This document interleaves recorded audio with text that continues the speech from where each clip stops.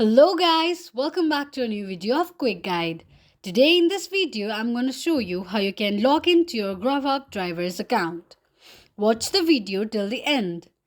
To log into your GrubHub driver's account, open your GrubHub driver app. The home page of GrubHub app will appear on the screen. Click on Login or Log Back in option. On the next page, to log in, enter your GrubHub driver's credentials. Enter your email address and password associated with your GrubHub driver's account and then click on Login. Click on an eye icon to check if you have entered your password correctly or not. In case if you don't remember your password, click on Need a new password. This is how you can log into your GrubHub driver's account quickly and easily just in few steps.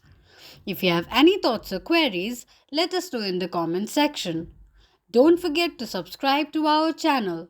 Also, press the notification bell icon so that YouTube will notify you whenever we post a new video. I hope this video was useful to you. Thank you so much for watching.